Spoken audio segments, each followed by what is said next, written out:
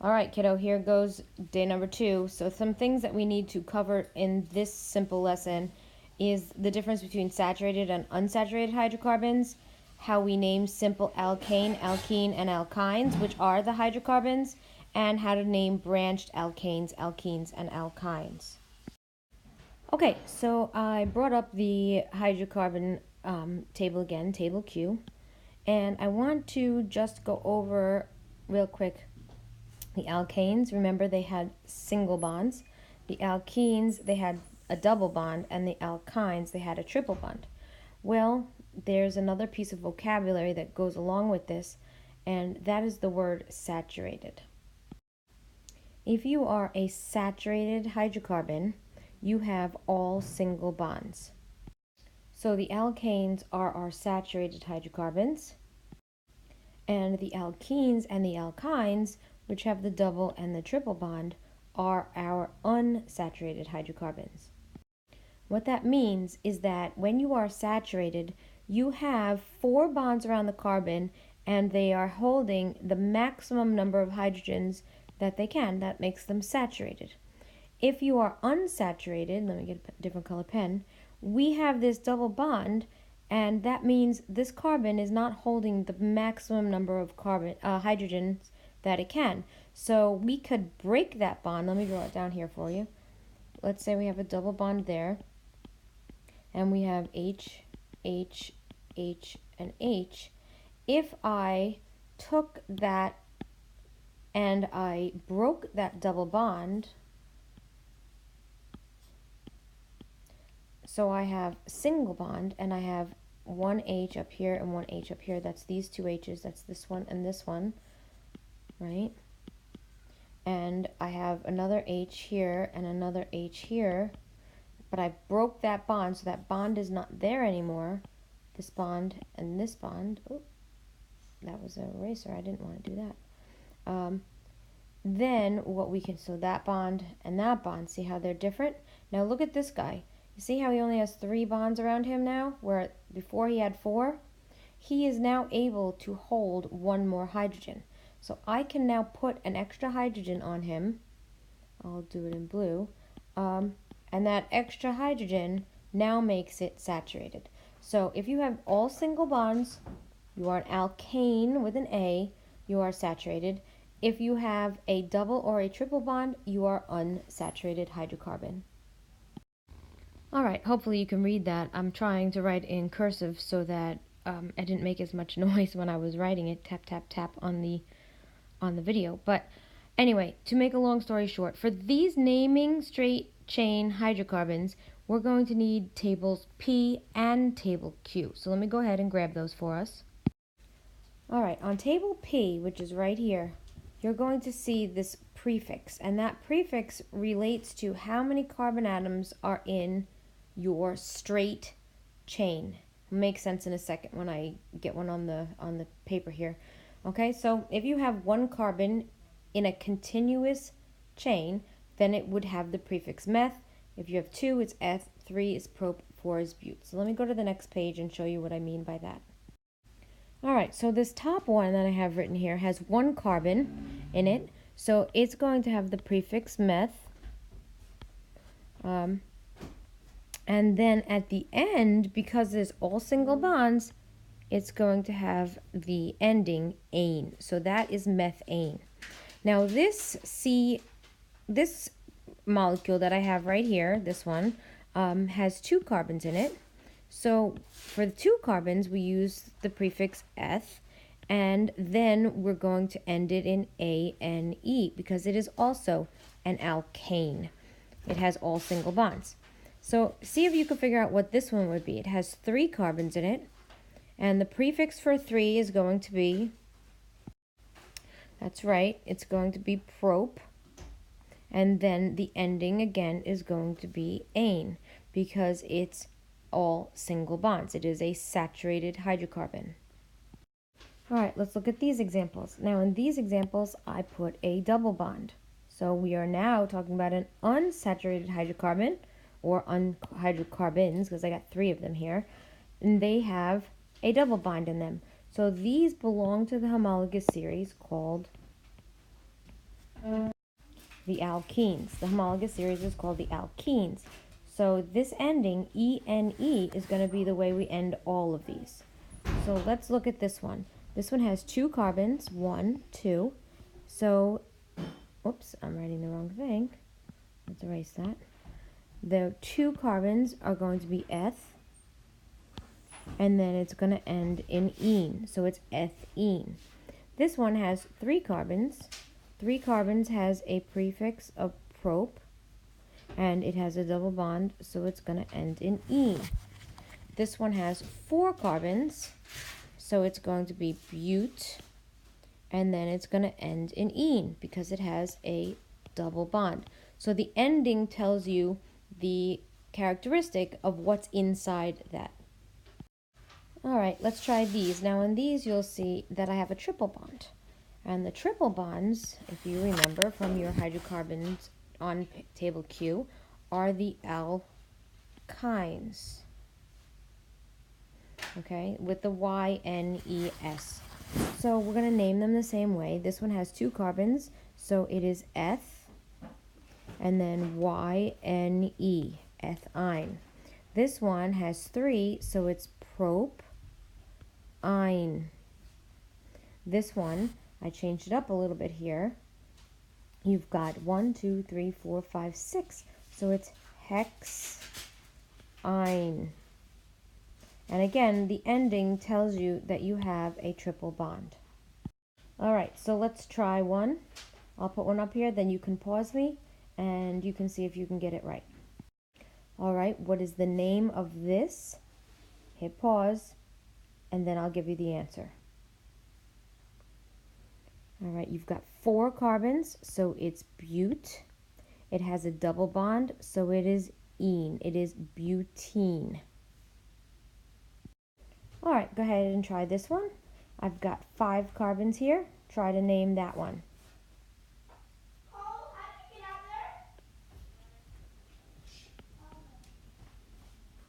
It's pentane.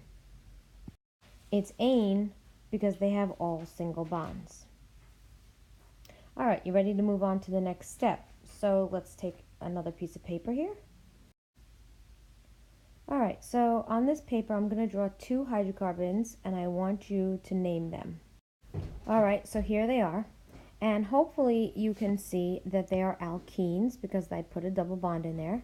And both of them have 5 carbons in them. So this one is going to be pentene, pent for the 5, ene for the double bond.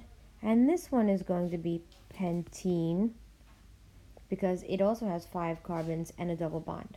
Now, they are not the same compound. And the reason they're not the same compound is because this double bond was originally between the first and the second carbon. This one is now the double bond between the second and the third carbon. So we have to put a number in front, right here. Change pen color. We have to put a number here in front of pentene to tell the reader where that double bond is located. So what I'm going to do is I'm going to number my carbons. And let me do that while you're with me because I want you to see what I'm doing. I'm going to make my pen smaller. This is carbon 1, carbon 2, carbon 3, carbon 4, and carbon 5. Or I can number them 1, 2, 3, 4, 5. Now, this is the section that my double bond is located in. Which set of numbers is a smaller set? Obviously, it's the 1 and the 2. So this blue set of numbers on the bottom is the set of numbers we're going to use. We always want to use the smallest numbers that we can. And 1, 2, 3, 4, 5 in blue, these numbers are going to give me the set of numbers that are the smallest. Like 1, 2, 3, 4, and 5 are much bigger than 1 and 2. So the green numbers, let's see, can I get rid of those green numbers for you? I don't know if I can. Oh, there they go. Okay, the green numbers are not the ones we want to use. So we're going to always, in organic chemistry, use the lowest number. In that case, it's 1. So we're going to write 1 pentene, and I'll write that right here. 1 pentene. because it is between carbon number 1 and carbon number 2. Now down here, when I go to write my numbers, 1, 2, 3, 4, 5, or, let's get a different color, 1, 2, 3, 4, 5, my set of numbers are 2 and 3 and 3 and 4. So I'm going to use the green set this time and erase all those other numbers. Let's see if we can get rid of them. Okay, and I'm going to use 2 as my number because it is between carbon number 2 and carbon number 3. Alright, I just moved my slide up, but I hope you can still see. So I'm now working with this one right here. And again, it's got 5 carbons in it, so it's going to be pentene. Double bond tells me it ends in -ene. Pent for 5 carbons. Okay, now where is my double bond located? We're going to number them. 1, 2, 3, 4, 5. And let's do it in blue. 1, 2, 3, 4, 5. And now this is my set of numbers. What is the smallest number in there? It's 2, so it's 2-pentene. So this time what we're doing is we're going to use the number that, let's see if we can erase this without making too much of a mess. Oh, we did make a mess, that's okay. 2-pentene, because this was carbon number 2 and this was carbon number 3. And if you went the other way, this was 3 and 4. So we're going to use this set of numbers to use the 2. So this compound right here, this one, is exactly the same as the one right above it. It's just that you're looking at it from the opposite side. So try to see that. You know, you've got exactly the same thing. If I were to flip this, I wonder if I can do that for you. I don't know if I can. Let's see. Ooh, that's not good. Hold on, I'll pause you. Hold on. Alright, I don't know if you're going to be able to see this, but see how up here on this one I've got 1 bond, single bond, then I have a double bond, and here I have 1 single and a double? Well, if I take this thing and I flip it left to right, I know the C's are backwards, but bear with me here. This is exactly the same. Go away. This one is exactly the same as this. You got a C and a C. I need a pointer. A C and a C. Single bond, C, C, double bond, C, C, single, single, double, single, single, carbon, carbon, single, single, carbon, carbon. And it's exactly the same. It's just flipped over. So there's no such thing as 3-pentene. If your double bond moves to that third position, it now gets numbered the opposite way, and you have to put 2-pentene. I hope that makes sense. Alright, the next thing that was on my agenda to do for you today was to name branched hydrocarbons. And so what I mean by a branched hydrocarbon is this. Let's say you have a string of carbons, and coming off of one of the carbons is another carbon. So I'm just going to write these little things in here. And let me go grab a highlighter if I can find one. If I take a highlighter and I start at this carbon, I can leave my pen on the paper and I can travel this way and I can hit 4 carbons. But I cannot reach this guy without lifting my pen up off the paper or by backtracking, back to my highlighter, backtracking and going back up. So that being said, what we have to do is we have to find the longest continuous carbon chain. In that case, it's here. It's 4. And we have to name that. And when we name that, just like we did before, we name it with bute because there are 4 carbons, ane because they are all single bonds. So that's butane. Now, this guy, oh wait, I should tell you this too. That I call the parent chain. Right? Don't go looking for it in any textbooks. I'm trying to find a highlighter. That's the parent chain. Okay? Now, this guy up here, that I call the baby. And the baby is hanging off of the parent. Now, we named the parent already. The parent's name was butane. But the baby has 1 carbon in its chain. And so what we're going to do, whoops, my hand hit it. We're going to do is we're going to name that baby, and we're going to name the baby meth because it only has one carbon in it, and we're going to put it YL at the end. So his name is methyl, and that's baby methyl right there. And where is baby methyl? Baby methyl is on carbon number 2. Hopefully you can see that. This was carbon 1, 2, 3, or 4. If I numbered it the other way, it would have been 1, 2, 3, or 4. And out of these guys, right? Well, actually, go back. Out of these two numbers, which one is smaller, the 2? So we're going to put 2-methylbutane. So just to recap, this is the parent. This is the baby. And this is where the baby is living. Okay, when I mean where the baby is, I'm talking about what carbon that baby is living on. All right, let's try this one. So the first thing we need to do is we need to find the parent. And the parent is the longest continuous carbon chain, which actually is right there. I made it in a straight line just so that it was easy to see. But it could have just as easily been here, even though that one's only 4. It could have been here.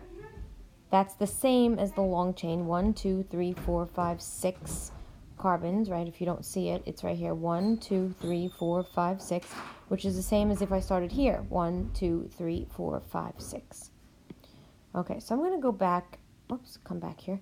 I'm going to go back and I'm going to make this my parent chain. And so let's name the mommy or the parent, and the parent is going to be hex for 6, ane because it's saturated and has all single bonds. All right, there's a baby, and here's another baby. There are 2 babies. This baby's name is methyl. This baby's name is methyl. And so in order to say that we have 2 methyls, we're going to say we have di, methyl. And where are those 2 babies located? Well, one of them is on carbon 2, and the other is on carbon 3. So it's 2,3-dimethylhexane. All right, let's try one more. This one looks a little bit more complicated, but remember, our first step is always to find the longest parent chain. And again, I made it easy for you, and the Regents they'll put it in a straight line right across there. That's the longest continuous carbon chain. And this time, I put 8 carbons in it. So the parent's name is going to be, let's see, what am I doing here? I am on a highlighter, and I want to be on a pen. Oct for 8, ane, because it has all single bonds. And then what I'll do is I'll just highlight the babies. So this one is a baby, this one is a baby, and this one is a baby. And what are those babies' names? There's 1 carbon in each baby, and so there's methyl. Well, how many methyls are there? Let me see if I can move this over. There we go. There are 3 methyls, so we write tri because there are 3. 1, 2, 3. Okay, and where are they located? They are located on carbon 3, and carbon 5. Right? We start numbering from the left side. We start numbering here. 1, 2, 3. So there's 1 baby on carbon 3, another baby on carbon 3, 4, 5. All right, one more. All right, I know I keep saying one more, but this one is a little bit different. I wanted to show you that this could happen. So let's try this last one. Okay, we're going to name this branched hydrocarbon by finding the longest parent chain. Again, I put it in a straight line for us. And now we have 2 different babies. We have a baby here, and we have a baby here. I'll make them different colors, right? So let's name the parent first. I made it again, octane. octane, because it's all single bonds. Now, the babies. You've got an ethyl group. This is ethyl now. Ethyl. Why ethyl? Because it has 2 carbons. And go look at table P. Table P, if you have 2 carbons, the prefix is F. So that has 2 carbons.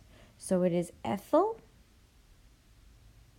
And where is baby ethyl located? On carbon 3. Notice that I'm working backwards here. And then we have baby methyl. Let's see, this is methyl.